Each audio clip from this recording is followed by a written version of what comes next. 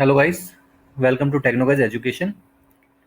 सी language के interview question tutorial series में आज मैं क्वेश्चन आपके सामने लेके आया हूँ। आप देख सकते हैं ये क्वेश्चन। यहाँ पर हमने एक वेरिएबल लिया है इंटीजर टाइप का, जिसमें हमने टू इनपुट करवाया है। एक इंटीजर टाइप का वेरिएबल लिया है जिसमें हम लोगों ने टू इनपुट करवाया है। और अब यहाँ पर इफ कंडीशन देखिए। यहाँ पर इफ कंडीशन के अंदर गाइज हम लोगों ने जो आई है उस आई को कंपेयर किया है, उनकी उसकी इक्वलिटी चेक की है कि वो यहाँ पर ब्रैकेट के अंदर हमने 1,2 लिखा हुआ है, इसके इक्विवेलेंट है या नहीं है, इसके इक्विवेलेंट है या नहीं है। तो गाइज इस टाइप के जब भी हमारे पास कोई क्वेश्चंस आते हैं जिसमें हम लोगों ने ब्रैकेट्स के अंदर कुछ वैल्यूज अगर हमने लिख रखी हैं, हो सकता है कि यहाँ वैल्यूज के अलावा कुछ कंडीशंस भी हो सकती थी। कंडीशंस इन द सेंस की अगर मैं बात करता हूँ कि यहाँ पर ये कुछ ऐसा भी लिखा हुआ हो सकता था कि ब्रैकेट के अंदर लिखा होगा आई और इक्वल्स टू, और फिर यहाँ पर हो सकता है कि लिखा हो कि आई इज़ ग्रेटर देन 8 और कॉमा यहाँ लिखा होगा 2। ये कुछ ऐसा भी लिखा हुआ हो सकता है गाइज, ठीक है। तो अगर गाइज इस तरह की कंडीशंस अगर हमारे सामने होती हैं तो हमें क्या करना है, इसके लिए हम सबसे पहले बात कर लेते हैं। गाइज जब भी हमारे हम लोगों का अगर कॉमा ऑपरेटर, आप देख सकते हो 1 और 2 के बीच में कॉमा है। जब भी हमें कॉमा ऑपरेटर इस टाइप के क्वेश्चंस मिलते हैं जो कि किसी ब्रैकेट के अंदर बंद हो, यहाँ पर देखिए आप ब्रैकेट्स के अंदर बंद है। अगर ब्रैकेट्स के अंदर बंद हो तो जो आपका प्रेसिडेंस ऑर्डर होता है, तो कॉमा का प्रेसिडेंस ऑर्डर जो होता है गाइज वो लेफ्ट टू राइट होता है। लेफ्ट टू राइट का मतलब गाइज क्या है कि आपका कंपाइलर सबसे पहले 1 को चेक करेगा, फिर वो 2 को चेक करेगा, दोनों को चेक करेगा। लेकिन अगर मैं बात करता हूँ कि इस पैरेंथेसिस के अंदर या इन ब्रैकेट्स के अंदर कॉमा के साथ जो वैल्यूज लिखी हुई है, तो जो लास्ट वैल्यू होती है गाइस, जो लास्ट वैल्यू होती है उसी को मेन वैल्यू माना जाता है उस पूरे ब्रैकेट का। अगर मैं बात करता हूँ यहाँ पर 1,2 की बात अगर करता हूँ, तो यहाँ पर इस पूरे पैरेंथेसिस की वैल्यू, यानी मैं कह सकता हूँ कि उस पूरे ब्रैकेट के अंदर कॉमा के बाद जितनी वैल्यू लिखी हुई है, लास्ट में मेरा 2 लिखा हुआ, तो यहाँ पर ये जो मेरा आई है, इस आई का कंपैरिजन 1 से नहीं होगा, इस आई का कंपैरिजन 2 से होगा, यानी कि लास्ट वाली वैल्यू के साथ होगा, लास्ट वाली वैल्यू के साथ होगा। वहीं पर अगर गाइज मैं यहाँ पर कुछ ऐसा लिखता कि इन ब्रैकेट्स के अंदर मैं लिख देता यहाँ पर 1,2,3, तो गाइज मेरा आई का जो कंपैरिजन था वो 3 से होता। अगर मैं कॉमा लगाकर यहाँ पर 0 कर देता तो वो 0 से कंपैरिजन करता। तो कहने की बात ये है कि ब्रैकेट के अंदर अगर हम लोग कॉमा ऑपरेटर को काम में लेते हैं तो लास्ट वाली जो वैल्यू है, लास्ट वैल्यू के साथ ही कंपैरिजन होगा, ठीक है गाइस। तो अब हम अगर इसके अकॉर्डिंग अगर इस प्रोग्राम को देखते हैं तो यहाँ पर आप देख सकते हैं कि आई मेरा 2 है, ठीक है गाइस, और यहाँ पर भी मेरा 2 ही है, 1 के साथ कंपेयर नहीं होगा, 2 के साथ कंपेयर होगा। तो 2 इक्वल्स टू 2, कंडीशन मेरी ट्रू होती है, ट्रू होती है तो गाइस मेरा ये वाला हाई वाला जो आउटपुट है ये आ जाएगा, प्रिंट एफ स्टेटमेंट है ये एग्जीक्यूट हो जाएगा। तो चलिए इसको हम रन करवाते हैं इस प्रोग्राम को। तो इसको मैं रन करवाता हूँ, तो आप यहाँ पर देख सकते हैं कि मेरा आउटपुट हाई आ गया, ठीक है गाइस। अब देखिए हम कुछ चेंजेस करते हैं। यहाँ पर चेंजेस करने का मतलब, अब जो मेरा 2 है, 2 की बजाय यहाँ पर मैं 3 कर देता हूँ, ठीक है। 2 की जगह अगर इसको मैं 3 कर देता हूँ, और 3 करने के बाद अब आप इसको देख सकते हैं कि अब जो मेरा आउटपुट है वो आउटपुट आएगा बाई। बाई क्यों आएगा गाइस? क्योंकि आई की वैल्यू मेरी 2 है और यहाँ पर मेरी वैल्यू 3 है। तो 2 इक्वल्स टू 3 नहीं होता है, नहीं होता है तो ये क्या करेगा, इफ वाले स्टेटमेंट को ये रन करवा देगा, ठीक है गाइस।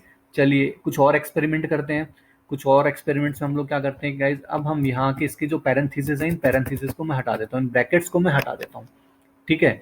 तो अब जो मेरा आउटपुट आएगा गाइज वो क्या आउटपुट आएगा, अब मैं आपको बताता हूँ कि कौन कौन सी वैल्यूज आपस में कंपेयर होंगी, कौन कौन सी वैल्यूज आपस में कंपेयर होंगी। तो गाइज यहाँ पर दो अलग अलग वैल्यूज होगी ब्रैकेट के अंदर, वही कॉमा ऑपरेटर। फर्स्ट तो ये वाला हो गया मेरा, ठीक है गाइज, फर्स्ट मेरा ये वाला हो गया और सेकंड मेरा ये वाला हो गया। और ये पूरा का पूरा क्या गाइज, एक ब्रैकेट के अंदर बंद है। तो अब मेरा जो ये लूप, मेरा जो इफ कंडीशन है ये चलेगा गाइज, ये चलेगा इस 2 के अकॉर्डिंग, ये चलेगा इस 2 के अकॉर्डिंग। क्यों? क्योंकि यहाँ पर इन ब्रैकेट्स के अंदर लास्ट वैल्यू क्या है, लास्ट वैल्यू तो 2 ही है, आई इक्वल्स टू 1 नहीं है। क्योंकि बीच में कॉमा लगा हुआ है इसलिए लास्ट वैल्यू 2 है। और 2 का मतलब क्या होता है गाइज, आप हमारी जो सी लैंग्वेज है, सी के अंदर 2 का मतलब होता है ट्रू। 2 का मतलब होता है ट्रू। कैसा होता है, कैसे होता है, मैं आपको बता देता हूँ एक बार कि जो सी लैंग्वेज है, सी लैंग्वेज के अंदर 0 का मतलब तो होता है गाइज फॉल्स। ठीक है, 0 का मतलब होता है फॉल्स। और 0 के अलावा जो भी नंबर होता है दुनिया का, कोई भी नंबर होता है, वो होता है आपका ट्रू। 0 के अलावा दुनिया की कोई भी वैल्यू कहलाती है आपके लिए ट्रू। तो 2 है, 2 भी क्या होगा, ट्रू होगा। तो अब ट्रू का मतलब ये है कि आपका ये वाला जो स्टेटमेंट है, ये वाला स्टेटमेंट एग्जीक्यूट हो जाएगा। चलिए रन करवाते हैं, इस वाले स्टेटमेंट को हम रन करवाते हैं। ठीक है, तो यहाँ पर देखिए हमारे पास हाई आ गया। अगर थोड़ा बहुत भी डाउट है तो हम एक काम कर लेते हैं कि हम इसको भी 2 कर देते हैं गाइस। ठीक है, इसको हम 2 कर देते हैं। तो होगा क्या कि ये मेरा आई है, ये मेरा 2 है, और ये भी मेरा 2 है। ठीक है, तो ये दोनों का आउटपुट आएगा मेरा 2। तो अगर आपके दिमाग में ये है कि इसके अकॉर्डिंग मेरा ये चल रहा है, तो हम क्या कर देते हैं, इस 2 को 0 कर देते हैं, यानी इस 2 को मैं फॉल्स बना देता हूँ, इसको मैं 0 कर देता हूँ। अब देखिए आप इसको चलाओगे तो अब यहाँ पर जो मेरा आउटपुट आएगा वो 0 के अकॉर्डिंग आएगा, ना कि आई इक्वल्स टू 2 के अकॉर्डिंग आएगा। तो अब देखिए मेरा आउटपुट बाई ही आ रहा है, जबकि ये वाला स्टेटमेंट मेरा ट्रू है। अगर इसके अकॉर्डिंग ये चल रहा होता, अगर इसके अकॉर्डिंग ये चल रहा होता तो मेरा हाई आता। ठीक है गाइज, लेकिन ये किसके अकॉर्डिंग चल रहा है, ये अकॉर्डिंग, ये चल रहा है लास्ट वाली वैल्यू के अकॉर्डिंग, और लास्ट वैल्यू क्या है मेरी 0 है। लास्ट वैल्यू क्या है मेरी 0 है, तो ये इसके अकॉर्डिंग चलेगा। ठीक है गाइज, और गाइज ये बहुत ही इंपॉर्टेंट टॉपिक है, क्योंकि अगर आप फोर लूप पढ़ेंगे आगे जाके, फोर लूप से रिलेटेड कोई इंटरव्यू क्वेश्चंस अगर आप पढ़ोगे, या आप नॉर्मली अगर किसी वेरिएबल को आप असाइन कर रहे हो कोई वैल्यू, वहां पर भी अगर इस टाइप में अगर कोई असाइनमेंट आता है, तो बहुत सारे क्वेश्चंस बनते हैं सी लैंग्वेज के अंदर इससे रिलेटेड, और बड़े कंफ्यूजिंग है। और गाइज यहाँ पर आप क्वेश्चन देख सकते हैं कि मैंने एक इंटीजर टाइप का वेरिएबल लिया है आई, और उसके अंदर मैंने 5 इनपुट करवाया है। और इफ के अंदर गाइज मैंने थोड़ा अलग तरीके से कंडीशन लिखने की कोशिश की है, जिसमें यहाँ पर लिखा गया है आई इक्वल्स टू 3 एंड कॉमा 4। ठीक है, कॉमा 4। तो इस तरह के क्वेश्चन जब भी गाइज आपके सामने आते हैं, तो आपको ध्यान क्या रखना होता है, आपको ये ध्यान रखना होता है कि एक तो कॉमा ऑपरेटर अगर आपको आता है, तो जो कॉमा ऑपरेटर होता है, आप प्रेसिडेंस टेबल के बारे में जरूर पढ़िएगा। ये टॉपिक खत्म होते ही, ये वीडियो खत्म होते ही, कि प्रेसिडेंस टेबल क्या होती है। तो मैं आपको बता देता हूँ कि सी लैंग्वेज का जो प्रेसिडेंस टेबल होता है, प्रेसिडेंस टेबल के अंदर जो हमारा कॉमा ऑपरेटर होता है, वो guys left to right move करता है। लेफ्ट टू राइट मूव करता है, यानी कि ये इधर से चलेगा और इस तरफ मूव करेगा। ठीक है, और लेफ्ट टू राइट मूव करने के बाद जो लास्ट वैल्यू होगी, जो लास्ट वैल्यू होगी गाइज, उस वैल्यू के अकॉर्डिंग आपका एक्शन को परफॉर्म करेगा। आपके ये इफ कंडीशन इसको परफॉर्म करेगा, यानी कि एग्जीक्यूट तो ये इसको भी करेगा, एग्जीक्यूट तो ये इसको भी करेगा, लेकिन ये क्या करेगा कि इफ जो स्टेटमेंट है, इफ स्टेटमेंट को लास्ट वैल्यू के अकॉर्डिंग चला के देगा। लास्ट वैल्यू क्या है गाइज, मेरे यहाँ पर 4 है। लास्ट वैल्यू मेरी यहाँ पर 4 है। तो वहीं पर अगर मैं यहाँ पर एग्जांपल एक और लेता हूँ, कि यहाँ पर मान लीजिए अगर ब्रैकेट में कुछ ऐसा लिखा होता कि i equals to 3 comma 4 comma 5 comma 78, तो गाइज ये 78 के अकॉर्डिंग परफॉर्म करता, ये 78 के अकॉर्डिंग परफॉर्म करता। ये आई इक्वल्स टू 3 को भी चेक करता, ये 4 को भी चेक करता, ये 5 को भी चेक करता। लेकिन ये इफ कंडीशन है, इफ कंडीशन को किसके अकॉर्डिंग चलाएगा, इफ कंडीशन को ही चलाएगा 78 के अकॉर्डिंग। अब दिमाग में ये क्वेश्चन आ रहा होगा, कि माइंड में क्वेश्चन आ रहा होगा कि 78 के अकॉर्डिंग इफ कंडीशन कैसे चल सकती है। चल सकती है, मैं आपको बताता हूँ कैसे चलेगी। गाइज हमारा जो इफ है, जो हमारा इफ स्टेटमेंट होता है, वो ट्रू और फॉल्स के बेस के ऊपर काम करता है। ट्रू और फॉल्स के बेस पे काम करता है। तो गाइज अगर इफ के अंदर कहीं पर भी 0 अगर आती है वैल्यू, 0 अगर वैल्यू आती है, तो 0 का मतलब होता है फॉल्स। 0 का मतलब होता है फॉल्स। और इसके अलावा जितनी भी वैल्यू बचती हैं 0 के अलावा, चाहे वो 1 हो, 2 हो, 3 हो, या इनफाइनाइट तक कोई भी वैल्यू हो, या फिर -1 हो, या फिर -2 हो, या फिर -3 हो, इनफाइनाइट तक कोई भी वैल्यू हो। ठीक है, इनफाइनाइट तक कोई भी वैल्यू हो, तो ये जितनी भी वैल्यूज होती हैं, सारी वैल्यूज को आपका जो कंपाइलर है वो ट्रू कंसिडर करता है। वो क्या करता है, ट्रू कंसिडर करता है। तो अगर हमारे पास अगर यहाँ पर लास्ट वैल्यू 78 है, तो 78 का मतलब हो गया ट्रू, और ट्रू का मतलब ये होगा कि आपका ये स्टेटमेंट एग्जीक्यूट हो जाएगा। ये वाला स्टेटमेंट एग्जीक्यूट हो जाएगा। वहीं पर अगर लास्ट वैल्यू गाइज मेरी अगर 0 होती, लास्ट वैल्यू अगर मेरी 0 होती, तो मेरा एल्स वाला जो स्टेटमेंट है वो एग्जीक्यूट होता, इफ वाला एग्जीक्यूट नहीं होता। तो जब भी कॉमा वाले जितने भी ऑपरेटर्स आते हैं गाइज, कॉमा वाले ऑपरेटर में अगर आपको कहीं भी ऐसे चेक करने के लिए दिया जाता है तो आपका जो जो इफ कंडीशन है वो लास्ट वाले के अकॉर्डिंग ट्रू या फॉल्स मानी जाएगी।